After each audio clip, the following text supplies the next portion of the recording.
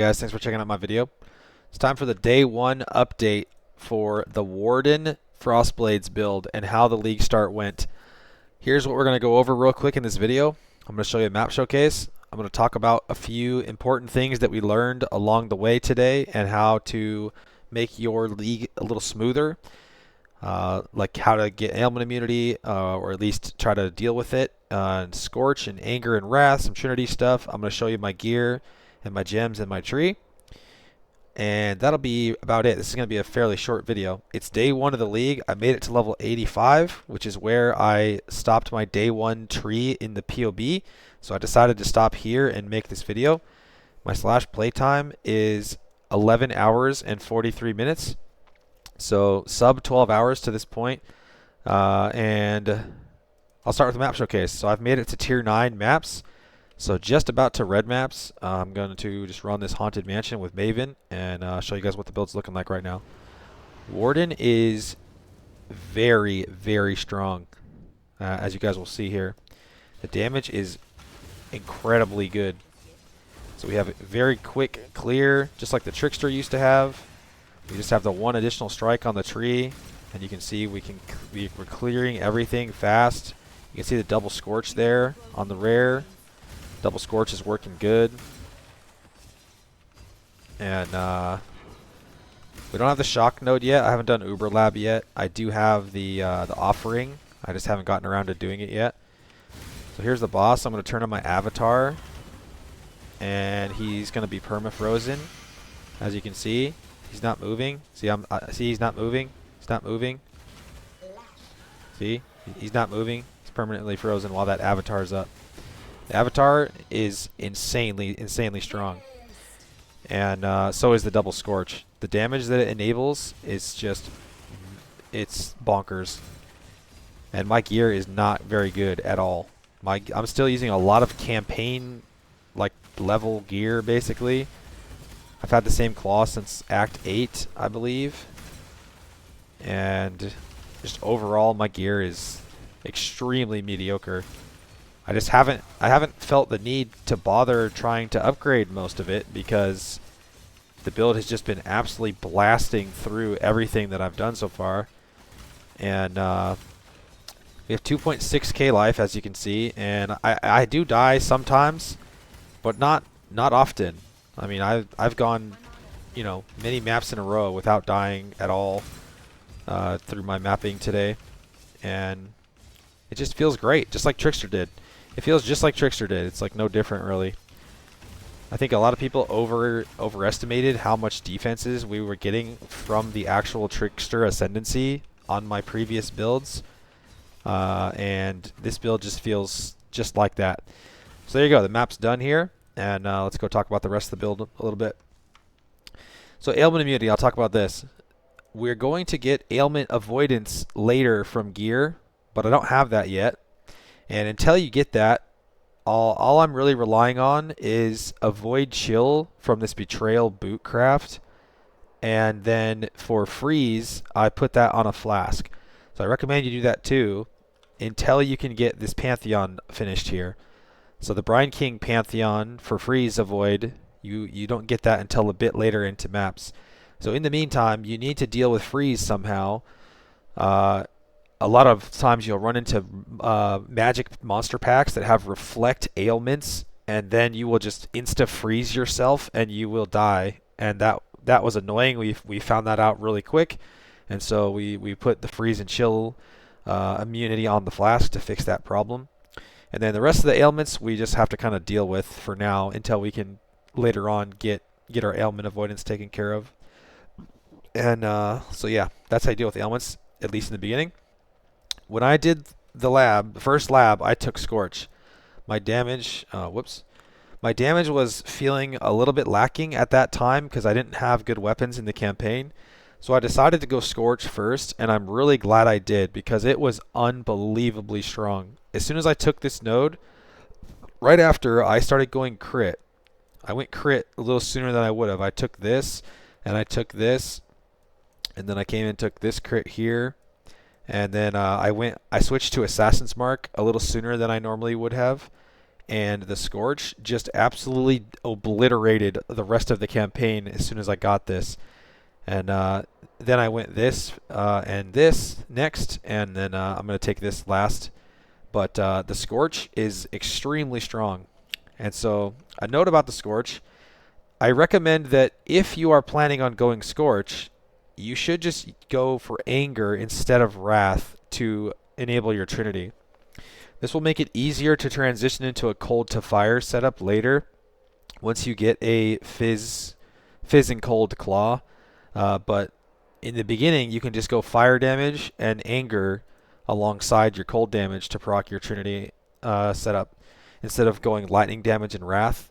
Because if you go lightning damage Wrath, you can still take advantage of Scorch, but then you're going to have to get lightning damage, and then you're going to also have to get fire damage to Scorch. So it makes more sense to just get the fire damage to begin with to Scorch, and then your Trinity will still work. And since you don't take the shock ascendancy, you don't have to worry about shock as much. You can still get some lightning damage somewhere, so you can shock a little bit, but the Scorch is what's going to be really doing the damage early on. So a couple things about Trinity. I've gotten a lot of questions today about Trinity and how it works, and people just seem to be generally confused about Trinity a lot. You only need 2 elements to proc Trinity, guys, not 3, okay? So you need cold and lightning or cold and fire, okay? Not all 3. So just keep that in mind. That's why I suggest just go fire damage with Anger and then cold damage from Frost Blades, right? And you'll proc the Trinity with cold and fire, and that's all you need, okay? So my links right now, I haven't done that though, okay? I didn't take this my own advice, so learn from me.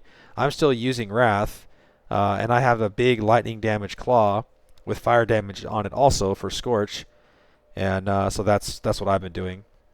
And so I actually have kind of like a tri-Ellie setup right now. I have like a nice mix of fire, cold, and lightning damage right now. Yeah, so now I'll show you my gear, where I'm at. This is 12 hours in. This claw just has fire and lightning with crafted attack speed. I think I found this claw in like Act 8. Not very good. Helmet is just life double res. Not very good. This amulet is one of my better items. I found this recently in maps.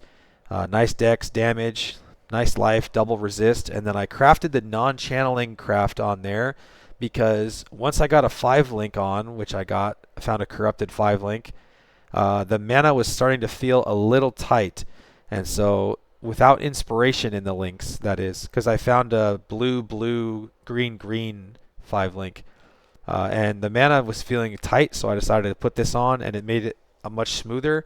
And also the 15% life taken as mana cost mastery, that helped a lot too. So yeah, decent amulet. I'll probably anoint this amulet as soon as I can get some oils. My shield is just all resist with crafted int, absolute trash. This ring is damage, res, damage, crappy damage with crafted int and strength. Not super great. This ring is strength, damage, lightning res, int. Not super great. Gloves are one of my better items too. I found these gloves with suppression, life, fire res, and chaos res. So these gloves I'll probably be wearing for a while. And so I put the Pierce craft on there that I unlocked from Betrayal. Having Pierce is nice. I found a Prism Weave very early in the campaign too, like Act 4 I think. And this just has a ton of damage. And then some nice all res as well. So this I'll keep on for a little bit longer just because it's so nice for damage. And then the boots I have are not very good, just life and resists. And then the crafted movement speed cannot be chilled.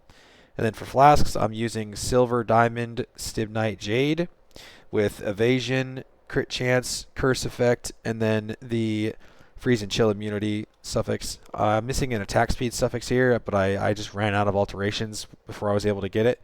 So I just settled with the curse effect one. And then I have the bleed immunity life flask. And then for gems, my main links is Frost Blades, Nightblade, Trinity, and Multi-Strike. And now this should be one of your core 4-link basically before you go cold to fire, that is. And then I had another blue socket, so I just slapped increased crit in here. If I had a pure fizz and cold claw, then I would be using cold to fire if I had the sockets for it. I would go cold to fire with Trinity, and then that's how I would get the fire damage for my Scorch. But because I have so much fire damage on my Claw, I don't need to do that because I'm just getting good Scorches as it is already. But once I get a good Claw, that's what I will switch to. And then I have just Whirling Blades and Wrath, Bone Chill, Frostblink, Blood Rage, Grace, Herald of Ice, and then Frost Bomb, and then my Assassin's Mark on hit set up here.